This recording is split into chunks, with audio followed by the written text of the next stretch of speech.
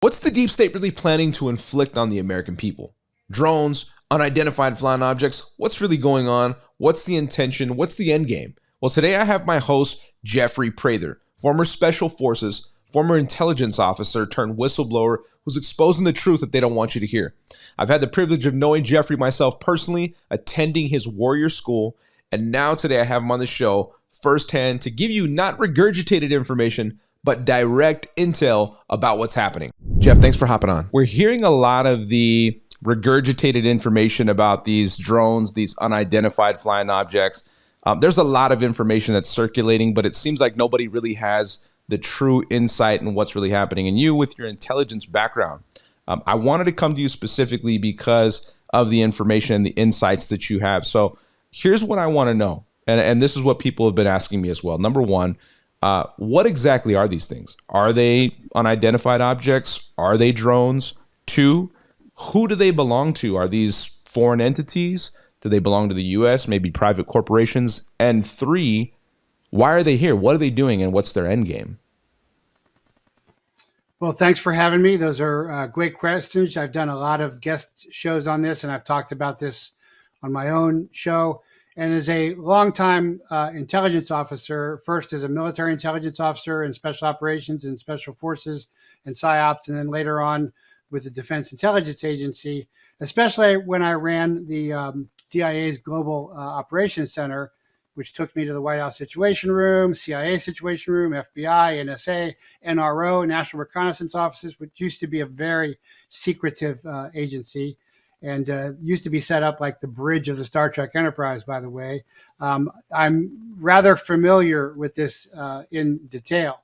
And so I assess with 100% certainty that these are not alien drones, that these are not alien UFOs, but these are drones, and these are our drones. When I say there are drones, they are most likely the intelligence community, most likely CIA, NSA, NRO, probably through Ukraine.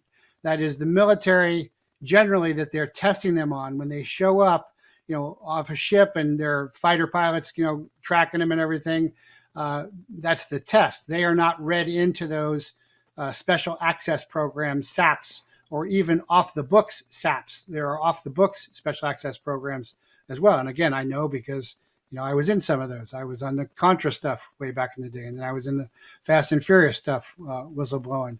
So 100% certainty that these are government drones, most likely part of the intelligence community, probably CIA, NSA, NRO, maybe through the cutouts of Ukraine, because the state of the art of new warfare is with Ukraine and Russia. The drones that are being used there, whether it's taking out a tank or an individual soldier, that's really state of the art of what's happening there. Ukraine is known for two things right now: long range sniping. They claim they got a Russian soldier at 2 miles, although I haven't seen that claim backed up a lot. But they've also talked a lot about their drone technology, but they don't have that drone technology. That's all coming out of the intelligence community. And all we got to do is look back to the history of this.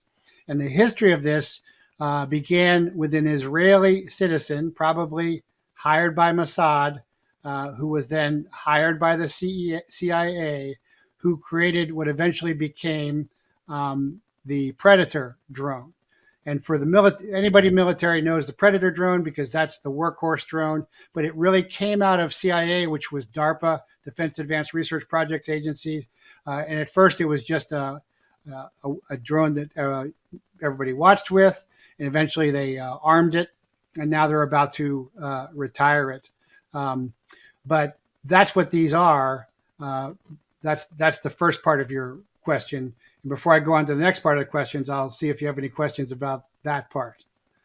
Yeah, I mean, that kind of raises the question for me regarding some of the stuff that we've been seeing recently. Like, all of a sudden, we started seeing these military war commercials, right? About psychological operations, psychological warfare. I think about, since COVID, how people's minds have been opened up to more I guess, operations or covert operations that have not widely been talked about, but have been out there to some people. Things like Midnight Climax, MK Ultra, you're talking Project Paperclip.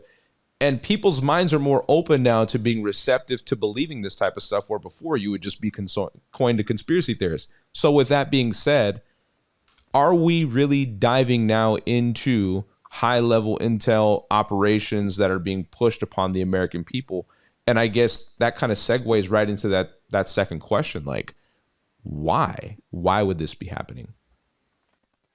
Well, I'll often say on one of my intros that the CIA doesn't collect intelligence; it collects people. And what I mean by that is it's psyops. So intelligence does usually two functions. For example, Twitter, does two functions. It collects intelligence, and all I got to do is look at the staff. They're all DEIA, CIA, NSA, FBI, ex-spooks. But it also performs information influence operations, psychological operations. And that's where I actually started as a second lieutenant because I was already airborne. I got to go right into SOCOM at Fort Bragg, and I went straight into psychological operations. And the reason psychological operations is in special operations is because it's such a force multiplier. So, I used to jump loudspeakers and we'd drop leaflets. And if the first Gulf War, they dropped all these leaflets, and tens of thousands of Iraqi soldiers came out with their hands up with their weapon over their head because they'd read the leaflets. And the leaflets had said, hey, if you surrender, come out with your weapons over your head, we'll feed you, you'll go home. If you don't, we'll bury you alive in the sand. And it worked. So it's a great force multiplier. It really saves a lot of lives. But it has been turned against, just as the intelligence community has turned against us. Psychological operations have been turned against us. And what that really looks like is I think you can make a lot of, if you study history and military history as I do, Rome, I think you can make a lot of, and as Christians, because we're both committed Christians, I think you can make a lot of good analogies to the American Empire and the Roman Empire, and which is not the American Republic, which was not the Roman Republic. The Roman Republic fell. It was a republic, and then it fell, and then it had Caesars, it had dictators, and we had a republic, and it fell. I talk about that all the time. I say my mission is to rescue the republic. It's still fallen, but with the fall of it, after a couple Caesars, the first one being real Caesar, real tough guy, the Praetorian Guard was established, and the Praetorian Guard was initially to protect the Caesars, but eventually they started picking the emperors. And so the Praetorian Guard would decide who gets to be emperor. There was one they killed within 10 days because he was going to reform the economy and restore the wealth to money. So the Praetorian Guard of the American Empire, which is dying as well right now, by the way, just like the Roman Republic, Roman Empire fell, I think is the intelligence community for mostly overseas, and the DOJ and the FBI domestically most. And they just work for themselves. All they are is a self-licking ice cream. And I know I was inside both of those. I've taught at the farm, I've taught at the FBI Academy, and they just are in it for themselves to keep their budgets and their power base coming along. And so if they can do that through Pedo Joe, they'll do that through Pedo Joe. If they can do that through Trump, they'll do that through Trump. And so that's what's going on right now is they're just self-interested. But it's a psyop because if you wanted to collect intelligence, SIGINT, signals intelligence or missiles intelligence, because the cover story was that this New Jersey container was broken into and they lost some category 3 radioactive material. And I think that's just a cover story. I think that just like the Wuhan lab is a cover story, and it worked great because COVID was a psyop. It wasn't COVID. COVID was the flu. It was the psyop of COVID that shut everything down.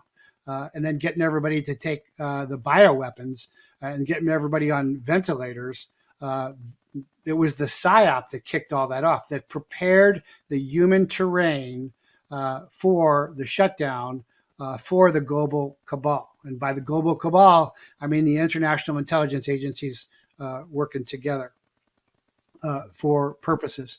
But on my show and on several guest shows, I showed the CIA's Dragonfly. And I remember when I used to walk into CIA way back in the day when I had a blue badge, and I saw the Dragonfly, I saw the mechanical catfish, I saw the bird, the beetle, and that was that was 03, 04 stuff. Wow. So if you wanted to really, and so the cover story was, hey, these drones are ours, but they might be looking for radioactive material. Well, it's category 3 radioactive material, which, yeah, it's got gamma radiation and it can hurt you if it's around you a long time, but it's not like it's a suitcase nuke or something like that. I think that was totally a cover story, just like Wuhan, because Trump is still saying the China virus, it's not the China virus, it's the Fort Detrick, DARPA, CIA bioweapon. So the lab leak, which they never confirmed nor denied, but say, it's probably was a setup because Fauci had Chinese bioweapon guys in American uniforms. Lieber at Harvard had a female military intelligence second lieutenant who fled to China, who was charged. The FBI then charged her conveniently after she left. But the point is, if you wanted to search for nuclear lost weaponry, NEST, Nuclear Emergency Special Teams, DOE, they do that all the time, and they can do it real low profile, like with a Dragonfly or something. You don't need blinking lights, and you don't need blinking lights that actually obey FAA regulations. It's nice how all the drones stop at the classified. They don't go into classified airspace or restricted airspace to mess up anything. And then Admiral Kirby, that traitor, ex-Navy guy, is like, they're not doing anything illegal and they're not doing anything lawful. Of course they are, because you have to file flight plans for all. And some of these things are the size of SUVs. So it's clearly a PSYOP, because if it was really intelligence gathering, it could be done very low profile and very quietly, especially at night. Now there could be the threat of small atomic demolition munitions, SATMs devices, which used to be a special forces mission. Green Berets used to actually high altitude, low opening, jump these things or put them in rucksacks to go blow up bridges. About a 1 kiloton ground blast, which is not a big deal, not a lot of radiation. Yeah, it's a nuclear weapon, but it's not the end of the world by any means. But these SUV-sized drones could certainly carry something like that. And while I don't think that that's necessarily going to happen, I think the PSYOP of it happening is something that they are trying to bring about, and likely before the inauguration. And the reason for that is because our government at all levels, everybody, FBI, Border Patrol, DEA, who I used to be with, they've been trafficking children, women, terrorists, arms for the last 4 years. They've been exactly in on it. They've been doing it. They're still doing it. Now they're doing it by flights into Colorado, bringing in terrorists for future events. And the whole reason, I think, is to distract Trump's attorney general and DOJ from going after them. So if they can create another fake war or fake October 7th or fake 9/11 kind of thing, that's what this is about. Because 9/11, and let me clarify my position on 9/11, terrorists did fly planes into buildings, but it is incontrovertible that the CIA and the FBI, the Israeli art students, which are Mossad, Shin Bet, were all in on it. They facilitated it. And Hamas did come in on October 7th and slaughter Israelis, but it was a 7-hour stand down. I'm the guy who broke that story. General Flynn confirmed it, and again, they were in on it, and so I'm sure that they are in on this, and that they are trying to distract and dangle, is the intelligence term, all of this away from the intense, abominable evil that they've been doing for the last 4 years, and create something to distract and maybe even kill Trump. Because I think that both assassination attempts were clearly inside jobs by CIA and Secret Service. I did a lot of shows on those to show why that. But Trump even kind of intimated that, because he said, "I don't think I'll spend the night in New Jersey." Yeah. So they failed, because the second sniper, if you recall, I mean, he's a clown, but he had been in Ukraine, and if he's in Ukraine, then he's CIA, because that whole thing is State Department run, which is CIA, which is intelligence community. So that's in some, what I'm saying about these. And I wasn't even initially talking about the drone, because I thought it was obvious to everybody. But it's some type of covert operation to distract people leading up to Inauguration Day, January 20th. Number 47, President Trump coming back into office and going to work to clean house. He talked about it at America Fest. He said by 2 p.m., we plan to be fully operational and ready to go on January 20th. And so you think about that. You think about Tom Homan talking about the border, and you talked about the children being trafficked, the human trafficking that's going on. He choked up during his speech talking about the fact that these kids, when you look into a 9-year-old child's eyes, knowing the brutal assault that's been carried out upon them, they'll never be the same again. And you can see that these men, these people who Trump have selected, both men and women, are ready to go to work. They're ready to aggressively put the pressure on these people and, make sure that these people are dealt with. No wonder that these guys are ready and prepared to do everything possible to try to distract and divert and keep that day from actually coming to play, especially with maybe another assassination attempt on the horizon. But that's interesting that, I think overall, this mass manipulation coming into fruition right now, right before this time, what can you say to the American people, the person who's still sitting on the sidelines saying, "Oh man, come on, stop with the conspiracy theories. Come on, enough is enough. Let's just get back to life." The people who don't want to believe, what can we say to those people and maybe those on the fringes that are waiting to be woken up? They just need to hear the right thing. What can we do and say to those individuals? Talking about the children is the best way to do that, because that's what these satanic, luciferic elite are all about.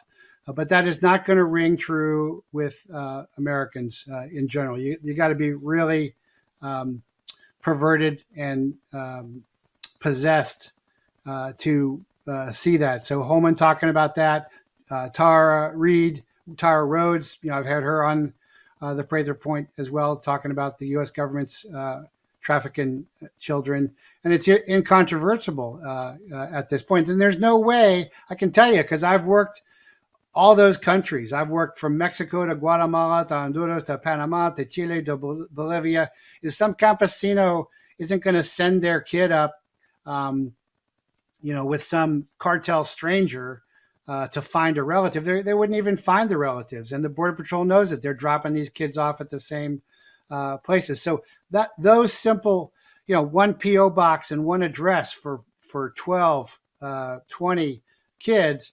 They're clearly being sex trafficked and porn trafficked and raped and even worse. And I spent a decade on the border, and the ranchers would hear the screams, and there's the trees with the panties and the bras in them. So I think that's the place to start with folks. Is so you're okay with pedophilia. And now the mainstream media still covers that up, but the mainstream media, is dying. But I want to go back to, I was on InfoWars with Mike Adams, and he brought up the Tucson police helicopter pursuing a UFO drone a while back. And I wanted to say how Warrior school. I know you've attended, warrior school, my tactical training. We used to do the law enforcement and security for Raytheon way back in the day. And so I still had a clearance. And so I was inside their tech shop. And everybody's got every different agent. You watch the James Bond movies and he goes in to go see Q and he goes, this really isn't a watch, and then it's a flamethrower or something. That stuff does exist. One's called Toys R Us, one's called Q. But the Raytheon's was called the bike shop. And I was inside the bike shop. The bike shop was right there, down there at DM at Davis Mountain. And so I'm sure that drone that was being the TPD helicopter was trying to chase was coming out of the bike shop as a classified corporate project, a special access program. But again, they're trying to distract from what they've been doing, and so don't let them distract from that. Come back and where are all these children? And would you allow your child to go hundreds of miles through the Darien jungle through all of this with some cartel stranger? And what do you think would be happening? And it's ridiculous to believe it, right? I think it's so true. It's so key in this time that with all the various things that are happening to bring distractions, to bring manipulation on people's minds, it's the clarity of being able to operate in the spirit, right? Being close to God, connected with God, that then we can see all the various things, the components and the scales, or so to speak, can fall from our eyes, and we can tell what's really happening, what's really going on. And it's in those spiritual eyes, that spiritual mindset, and being led and guided by the Spirit of God, that we're able to be aware of all of our surroundings and be able to, break through what the enemy's plans are. So I guess as we move into the last couple weeks before January 20th, your prediction, what do you expect to see? Do you think we're going to get there? Do you think that there's still hope that we can get this country back on track? What do you anticipate from now to then happening? And what can the American people do to prepare? Well, I think with the activation of Israel as a state in a day at the end of World War II, that activates Revelation, and that when we are doing biblical study, we're no longer doing historical study, we're doing real-time news, but that is just beginning. I don't think we're anywhere near the end of that at all. But I am most afraid of some kind of false flag and covert operation. So again, a covert operation, because a lot of people throw these words around, they don't know. A covert operation is you're doing an operation that you don't want to be identified as you. So if it was a kinetic operation, I wouldn't use M4s or M16s. I'd use AK-47s or something, so it would not be attributed to the United States. That makes it covert. If you're just sneaking around, it's clandestine. But a covert is it doesn't identify. And a false flag is you're trying to do it under somebody else's flag, but there's an end result that you're trying to bring about. And so the end result that they think they're trying to bring about is, well, they were trying to do a hit on Trump, but not for the reasons that everybody thinks. It wasn't really to hit Trump so much as it was, I think, to inflame America so they could get some kind of nationwide January 6th response that they could then hammer down with DHS and FBI and military and everything else. I think that was the real purpose of that. But again, there's a big part of sniping. And so we know they're trying to kill him because they've tried twice, maybe more, I think more. And with the first assassination attempt, which was very sophisticated, they didn't just miss once, they missed multiple times. My research shows that there was suppressed fire as well. But people don't understand the real psychological operations value of sniping, because with JFK, it meant, and there were probably three teams, not one guy, with the impossible shot. But the message there was, hey, get in line or you're next. That was the psychological, and that's what sniping always does. You shoot one guy and you pin down a battalion. It's a force multiplier. But the opposite is true too when you miss, because when you miss, it means we are not giants. We are not geniuses. We are just failures with father wounds, and we don't have the competency because we're so corrupt to pull this off. And then when you miss again with a clown, everybody starts to look at these guys because everybody's like the CIA, or the FBI. Of course, I've been inside those. I'm like, oh, the CIA, clowns in action. Here we go again. I have there's a few, but for the most part, no. And all the high-speed born guys are ex-military guys. They're not CIA born and bred by any means. They're all former military. And shame on those that have gone along with this stuff as well. But when you continue to miss, it means you're not that good. You're not that competent. You missed him. So how are you going to get me? And so they're really in trouble right now. So the next thing they can bring out is the drone stuff. And they've done that. And this goes back to, if you remember, the UFOs over the Capitol building. If you go way back into, I think it was 52. So that was reported and it came out in the paper, but there were no photographs taken of it. The photograph taken from a still of a video is a fake. And I've shown that on one of my recent Prather points. They've taken the lamp. Okay. They've taken the lamps below the Capitol building, reversed them, put them up here, and then moved them across the screen. And they're exactly the lamps below. And then they've taken a photograph of that. Now, the radar operators reported that, but what happens is some Men in Black CIA, NSA guy comes in and says, hey, report this. But there were no photographs of that. Why? It's a PSYOP. It was, again, a PSYOP to try and make us be awestruck by their abilities.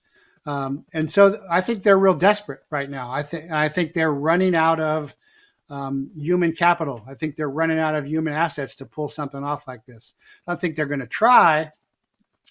And it could be a nuke, a small atomic demolition munition, a SATM, or it could be a facsimile thereof, pre-inauguration. But I'm not even sure that they have the assets anymore to pull this off because they weren't able to pull off the vote steal. And the reason that happens is because when you are, as I have, when you've run informants or assets, because I've run them in DEA, I've run them in DIA, is that you have to have a good rapport with those people. And so my rapport was, hey, I can't pay you what the cartels will pay you, but I'll never betray you and I'll never come after your family. My biggest informant, I'd pay him $250,000 at a time, which was the lifetime cap for a DEA informant. I had to go past it. That was when this is how I became a DEA whistleblower, when I was extraditing Miguel Cotto Quintero, brother of Rafael, who had tortured and murdered our agent Kiki Camarena. And later it came out that the DEA had a deal with the Sinaloa cartel. And this is right there in Tucson, right south of Tucson, where this happened, with Brian Terry's murder. But it came out, and you could look it up in the Niebla Zambada trial. The DEA had a deal with the Sinaloa cartel to run drugs north in exchange for the Fast and Furious guns going south. But what I could offer somebody was, I'll never betray you. I'll never betray your family. Well, what's that worth? Well, that's priceless. Yeah, that's priceless. But this whole pedo Joe and Joe's pedos have betrayed everybody. There's nobody they haven't betrayed.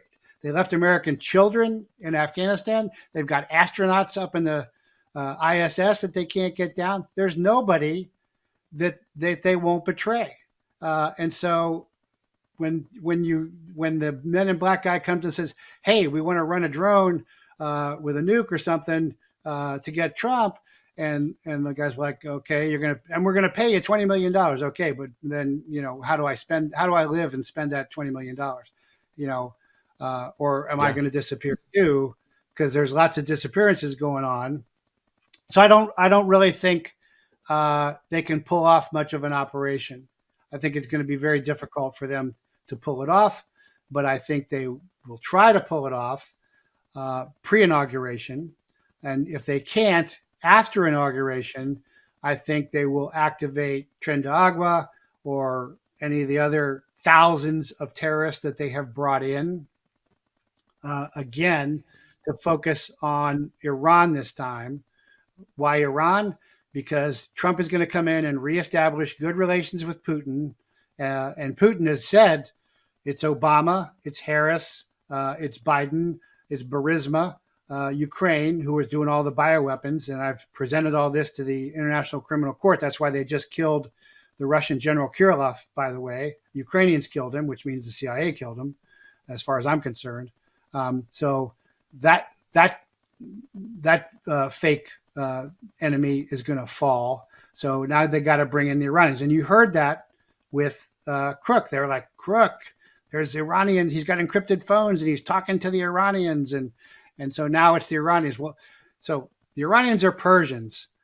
They're different than the Arabs. They don't get along with the Arabs. But why would they want to kill Trump now?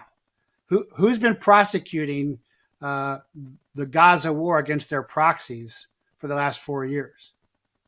Trump? Or it's been, yeah, but it's been Pedo Joe has been backing all that. Sure. Yeah. Right.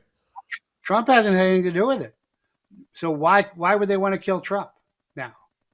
Why does that make sense as an operation? And then I think also, like you said, these multiple facets of false flags or various operations, no loyalty, they're willing to go after anybody. I also think about the reality. I just read the report on the blackout warfare, the high altitude electromagnetic, the EMPs. Is it possible they detonate something way up? We don't even know. And then it just wipes all comms out. Is that a real possibility on the horizon as well from what you see and what you know on the inside?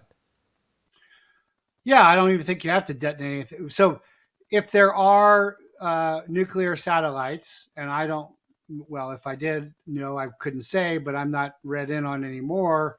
But I have seen certain, so there's confidential, secret, and top secret. And then there's caveats like ORCON, which means originator controlled.